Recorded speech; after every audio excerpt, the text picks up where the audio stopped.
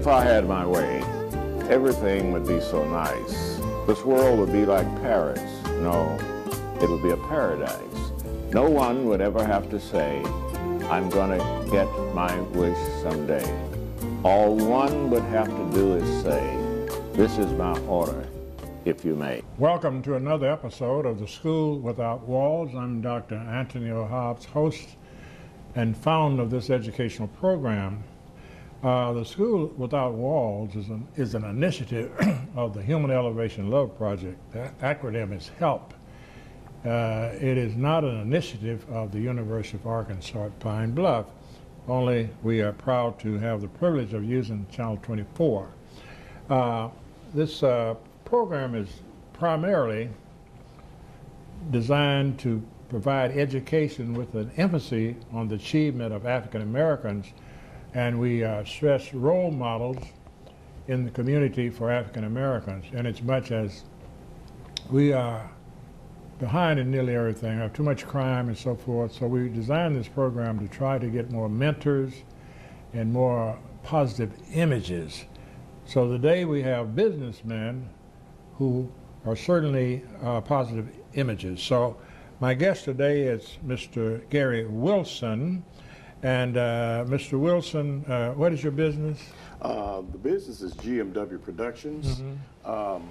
We're an entertainment company that provides entertainment for special events, Mm-hmm. Concerts, bar mitzvahs, what have you. Mm-hmm. Anything that has anything to do with entertainment. We do have a DJ service, Mm-hmm. as well as a live entertainment service, and we set up live entertainment sound reinforcement for major concerts and things of that nature. Mm-hmm. Yes, sir. Okay, I'm trying to picture this. Now you said several things. Let's take one piece at a time. Now you mentioned the concerts. You go there and set up the public address systems? Yes, sir. We set up the large PA systems for the event, the lighting trusses, the lights, the spotlights, the full sound. We can set anything from a coliseum to a postage stamp. Now, do you own those, or do you? Yes, sir. We own. You own those. We own those. Yes, yeah. sir. So the company, the person who's having the affair doesn't have to worry about that. So you can just place it in there for them. Only thing they have to bring is themselves. Okay. Only thing they have to bring is themselves. Great.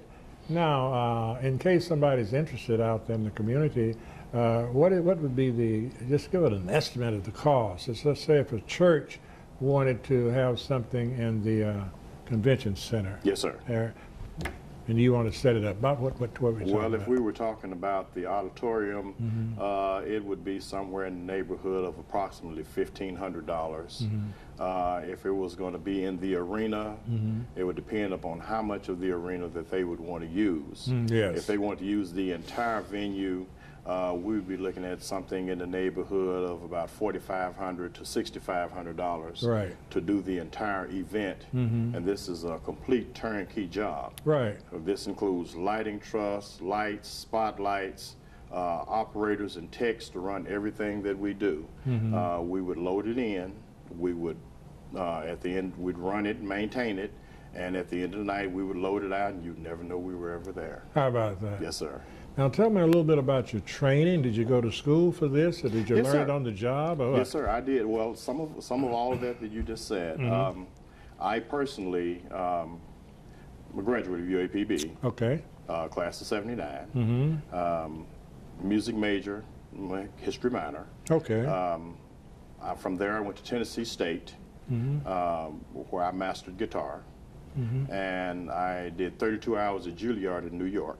What is that now? Juilliard music school, yes. Okay. Okay. Juilliard is the School of the Entertainment and Arts. Oh, gotcha. Juilliard in New York City.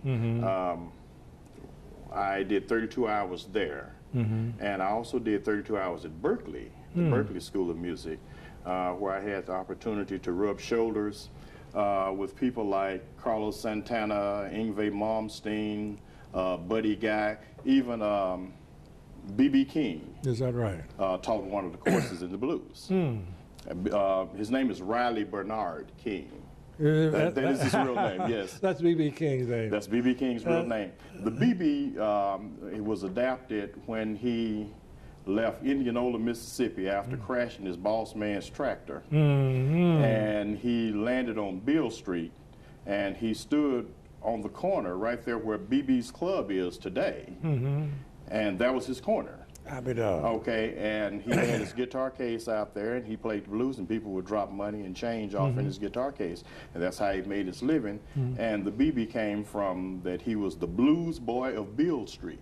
How about that? That's where BB came from. That's quite interesting. But his name is Riley Bernard King. Riley Bernard King. Riley Bernard I've King. never heard that before, but that's good news. And you know, it's amazing what a person can do if they follow their talent, isn't it? If they put some initiative behind it and follow their talent, you can do anything. Anything you want to do. Everything is capable and open to anyone that desires to do it. The only thing you have to have is a desire in your heart and the willingness to persevere against all odds. Right. And we're going to stop on that note for our break. We'll be back in just a few minutes. I took a trip to Elkhart, Indiana today. Elkhart's a place that has lost jobs faster than anywhere else in America. In 1 year, the unemployment rate went from 4.7% to 15.3%. Companies that have sustained this community for years are shedding jobs at an alarming speed. And the people who've lost them have no idea what to do or who to turn to. They can't pay their bills. They've stopped spending money. And because they've stopped spending money, more businesses have been forced to lay off more workers. In fact, local TV stations have started running public service announcements that tell people where to find food banks, even as the food banks don't have enough to meet the demand. As we speak, similar scenes are playing out in cities and towns across America. Those of you who've just joined us, I'm Dr. Antony Hobbs, host of this educational program called The School Without Walls. My guest today is Mr. Garry Wilson. Mr. Wilson, just before the break, we were talking about the importance of really finding out what your talent is. Yes, sir. And then following your dream. Yes, sir. And this program is really designed to try to motivate and educate young people. Yes, sir. And so often we find young people that want to be like daddy or uncle. Right. But you got to be according to your talent, don't you? Absolutely, you really do. We encourage you young people to search what you really like to do, search into your heart, what you really like to do, and find out ways to get that done and get the proper help and so forth, and you will be successful. So very true. Yeah. So very a good true. example was B.B. King. He came from a very modest background, didn't he? Very modest background. As a matter of fact, B.B. told me that his first instrument, and this is something that all of the old players did at one point in time, they had what was known as a unitar. Unitar? Una, as you know, means one. One, right. Okay, and the tar is the string part. And what they would do, he asked his boss man if he could nail a couple of nails in the post on the front porch. And what he did was he nailed at the top, a nail at the bottom, and he stretched a piece of hay baling wire as tight as he could and fastened around both nails, and he took an old snuff can and slid it up under the top of the string and the bottom of the string, and they would walk up to the wire and unbutton their belt, and they would use their belt as a striking instrument or as kind of a pick, and they would whoop the string with their belt, and they would slide a medicine bottle over their finger and would use it as a slide and slide the finger up and down their string as they hit the string to make it vibrate, and they made music. Made music. And that's BB's very humble beginnings as a plantation sharecropper back in Indianola, Mississippi. That is amazing. Yes, sir. Actually, I've seen some of those on a board. I've never seen it on a wall. Yes, sir. But when I was young, people would take a board and tighten the wire on it. Yes, sir. And make music. Yes, sir. And that's They sure called, did. They sure I did. don't know the name of that, but it's called a unitar. A unitar. That's what it calls. Tar means string, right? Tar means string. Unitar's one, unitar. Yes, sir. So we're learning all the time in the School Without Walls, a unitar. Okay, What about your beginning? How did you come from? Tell us a little bit about your background and My where you were from and so background forth. began in Henning, Tennessee. Tennessee. Henning, Tennessee. That's where my family originated from. It was alleged that we are related somehow to the late great Alex Haley. Okay, I thought about him when you said that. Yes, sir. I don't know any of those people. I've met very few of them. My grandmother actually knew the man, Mr. Will Palmer, that owned the Will Palmer Lumber Company, and it's still standing today. I see. It is called the Henning Lumber Company, and it is still standing today. But we moved here to Pine Bluff, Arkansas in 1960. Okay. In 1960, 13th Street was a gravel road at that point in time. I remember sitting out there in my swing and just sitting there swinging and singing. And that's how my beginnings, you know, that's how I began. And in one of the local churches that I sang in the choir in along with my mother. My mother was a lead soprano, and I sang in the choir also. And I've been very, very interested in music ever since then. I bought my first guitar. I was 11 years old. I was a busboy in Hartong Snack Bar, right there on the corner. It's the old AP&L building, but it's the Pine Bluff Public Schools headquarters, their central office now, I guess is what you would call it. That's what it is now. But in the basement of that building was a snack bar called Hartong Snack Bar. I was the bus boy, my sister was the cook. She made 85 cents an hour, I made 50 cents an hour. How about that? Yes, sir. And I saw my first guitar, and I put it on layaway at over at the old Otasco building.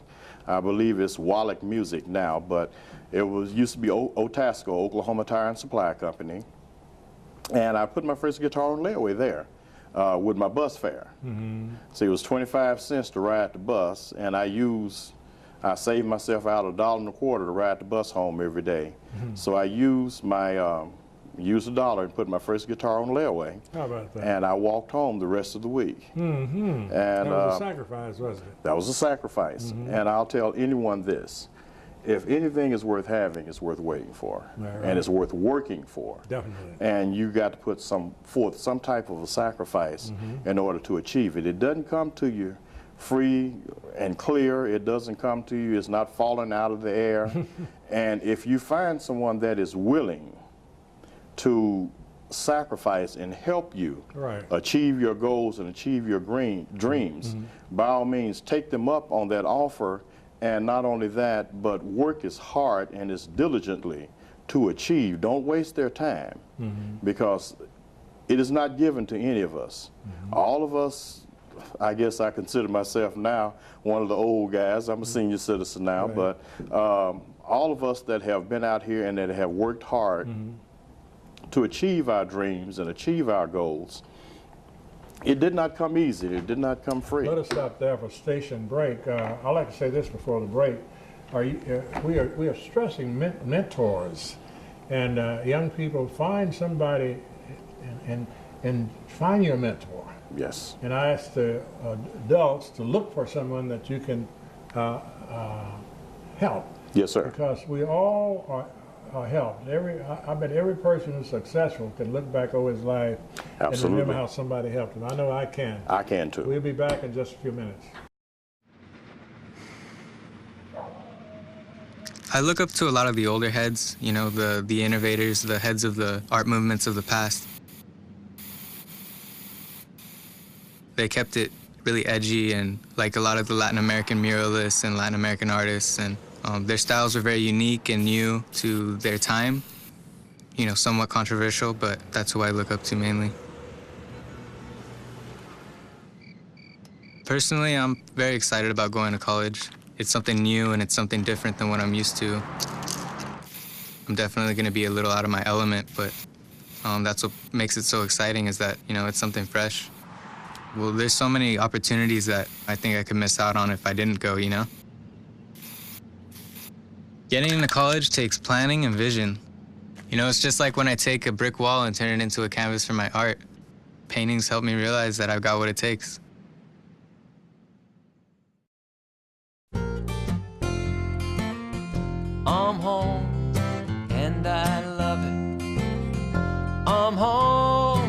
I belong.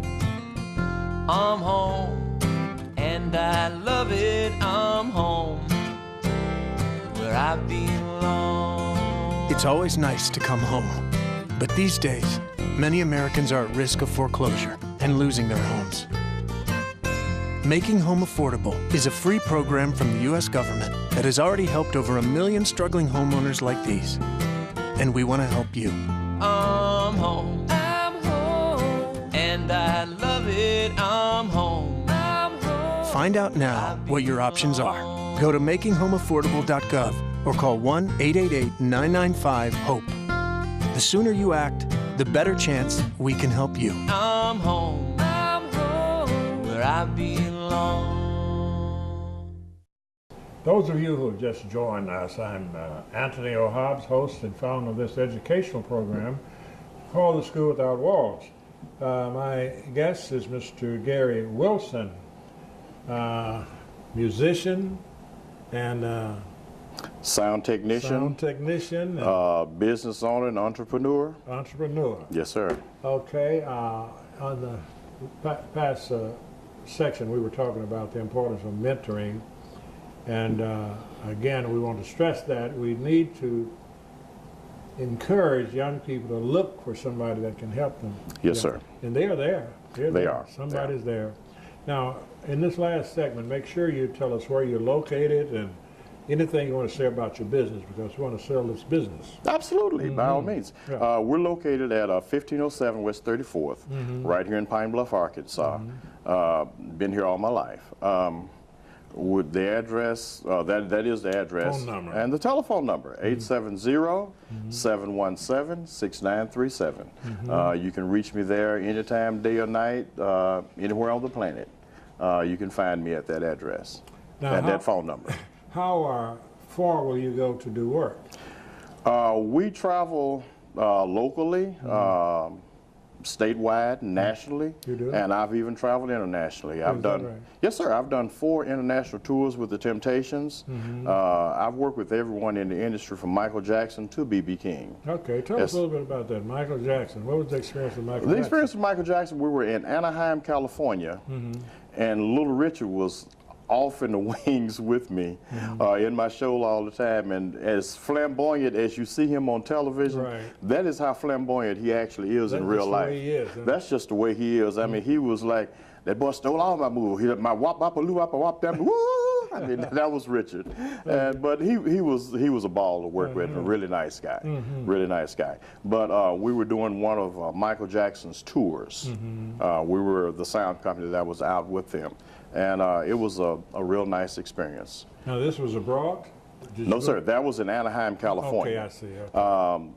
We just recently, about 4 years ago, the company that was doing one of the Barack Obama presidential balls reneged on their contract, and one of the organizers of this event called me, and we had about 6 days to put 4 tractor-trailer rigs on the road, headed to Little Rock, Arkansas, and we went up there and made it happen. We had the Barkays, the OJs, Cameo was there, Patti LaBelle was the headliner, and Nelson Mandela, the former president of South Africa, escorted Barack and Michelle into the room, and the room exploded. Where was that now? That was in Washington, D.C. Washington, D.C. Yes, sir. What year was that? Do you remember? That was, it was 4 years ago, the inaugural, when... Oh, short left, he became president. Yes, sir. I mean, that was like, if I remember correctly, it was January 20th I see. of that particular year. We had just did the sound for then Senator Obama on the Capitol steps in Little Rock. Okay. And he and I met just briefly then, and believe it or not, he recognized me. Is that right? He said, "You're from down south there. was it Alabama? I said, no, sir. No, sir, Mr. President. First of all, congratulations upon your victory. I definitely voted for you and supported you, sir. He said, Arkansas. How about that? He said, you were the guy that had the DJ that brought me on so flamboyantly. And the story behind that is that the DJ, when they introduced him, this is Barack Obama, and he did some cutting and scratching on the turntables and brought him on and played the song More Bounce to the Ounce, I believe was the song that they brought him on to. And it was quite nice. Quite it was a quite thing. nice. Yes, sir, it really was. Now tell me about your trip abroad. Where did you go? And Yes, okay, we left, we were touring with the Temptations and the Friends of Distinction, and I was doing two things. I was doing sound and playing guitar on different legs of the tour. We left Detroit, Michigan after doing the show in Detroit, and we flew 15 hours to Osaka, Japan. How about that? We did Osaka, Japan, we did Tokyo, we did Manila in the Philippines. I hated Manila. You can't eat the food, you can't drink the water, man. It was terrible. We did Sydney and Melbourne, Australia. I see. We did Paris, we did London, oh my God. We did Barcelona, Spain. I love Barcelona. And we also did Madrid. How about that? Yes, How sir. about that? Yes, sir. We went globe hopping. Now let me ask you this now. In Japan, for example, you're playing music and you're singing, they're singing in English, right? Yes, sir. In all of those foreign countries, I often wonder how large an audience do you have in those countries that understand English? It was a very large audience. Let me share this with you. When you're dealing with African American music, and especially the Motown era and blues, all of the foreign countries around the world completely eat it up. I mean, Isn't that amazing how this African American minority has influenced the entire world when it comes to music? Yes, sir. And, that was my point. Yeah. That was my point. Yeah. All of these people that have been in this industry for the amount of time that they've been in it, they have all paid their dues. And people around the world have the ability to understand and recognize that. And like, say, for instance, in Japan and in the Philippines, in Manila, they listen very attentively. They listen to every syllable come out of your mouth. It almost scares you at you first. really have their attention, huh? But you really have their attention, you know, and they wait until you completely finished with what you're doing, and then they give you the round of applause. Now, when we were in Munich, Germany, and Bonn, Germany, and places like that, you know, people would, you know, party and have their party during the time, and they would interact with you as you were performing. Like in Australia, it was the same way. People would interact with you. But it was amazing, like in Japan, in that sector of the planet, in that sector of the world that we were performing in, they were completely different. They listened attentively to every syllable that rolled out of your mouth. And it was unnerving at first, but we grew to understand it, and we grew to appreciate it, actually. We're working down to the end here. I certainly appreciate having you, and you certainly you can serve as a wonderful role model. Yes, sir. We're trying to get role models for our young African American young men, especially, and as well as mentors. Again, you want to tell them where you're located and phone number. Yes, sir. The location is 1507 West 34th, right here in Pine Bluff, Arkansas. The telephone number is area code 870-717-6937. You can reach me anytime, day or night. If I'm on the planet, you can reach me. And that's Mr. If I'm Garry. on the shuttlecraft, it might be a little hard. Might be a little hard.